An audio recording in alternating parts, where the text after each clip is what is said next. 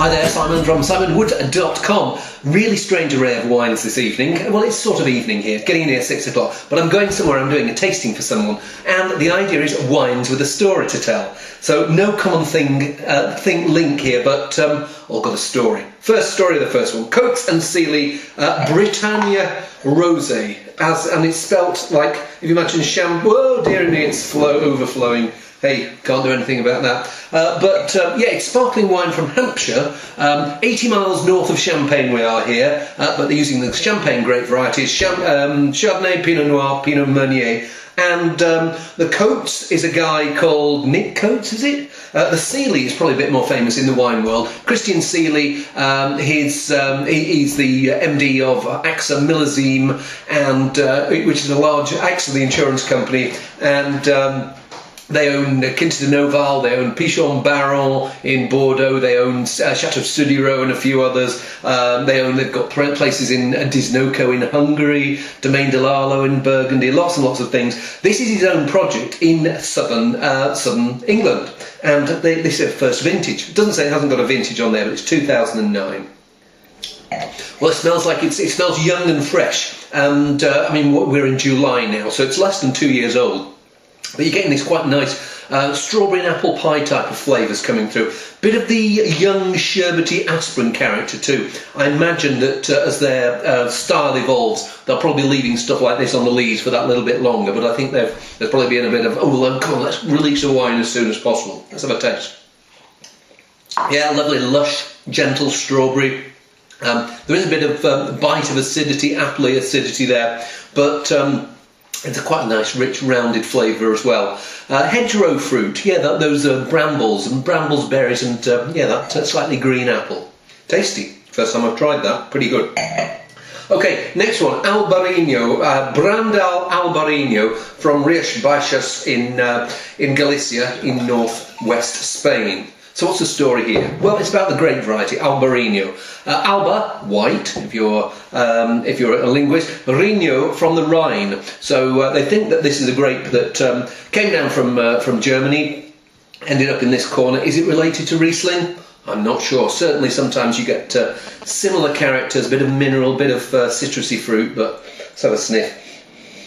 At the moment this just feels like work in progress. I stick my nose in there and it smells like pear drops. But beyond that pear drops, there's this tang of citrus, and there's a little bit of spiciness about it too. Floral spiciness rather than out and out ginger, cinnamon, that type of thing. Clean, fresh, sappy, zippy, zesty, and one of those wines that you taste it and you think, okay, it's quite a bit simple. But the more you linger over it, the more this earthy mineral undercurrent. It's almost a bit like pumice stone. I don't know quite sure what the soil is around there, but yeah, certainly a wine where you can tell it comes from a place rather than a grape factory. Next one, Chateau de Beaucastel, 1994. Working my way very slowly through a case of this, and I thought I'd take this along because Chateau de Beaucastel is one of the few properties in Chateauneuf du Pape that takes advantage of the appellation and grows all 13 grape varieties. And they're also unusual in that there's a grape. Well, one of the 13 grapes that you're allowed there is Mourvèdre, and whereas a few people in Chateauneuf du Pape might put 5-10% in there, these guys, this will probably be like 30, maybe 35% Mourvèdre. Well, it's a lush, meaty, mature smell that you're getting here. Bit of fig, and then this rounded, roasted fruit character. Berries, plums, damsons, but all the while this herby spice coming through. It smells like it's going to be gentle and juicy and rather tasty. Lovely wine. I'm almost tempted not to take it tonight and finish that bottle myself, but it's got this juiciness about it, and it's got this rounded, voluptuous character, earthiness, spice, mature fruit. It's not gone into that jammy character. It's still got freshness and life about it, but the fruit has gone into that gentle style. So it's rather than being bouncy and hearty, it's just mellowed. It's sitting back in a rocking chair and telling stories now, and that's what I'm supposed to be doing tonight, although I don't know about the rocking chair. Although I suppose if you're in a rocking chair and you do like that, you don't have to swirl your wine so much. think I'll swallow this bit. Pretty good wine that, and yeah, very, very tasty.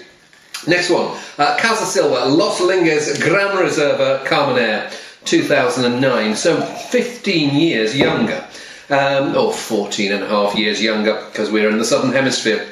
So the story here, yeah, Carmenere, it's about 15 years probably since the Chileans sort of cottoned on that what they thought was a peculiar strain of Merlot was actually a completely different grape.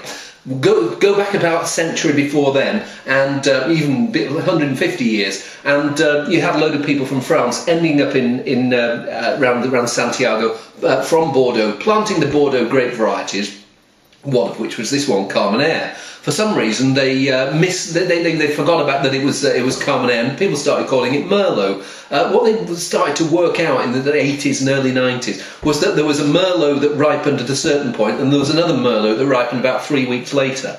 And yeah, it was the early 90s before someone discovered that it was actually a completely different grape variety.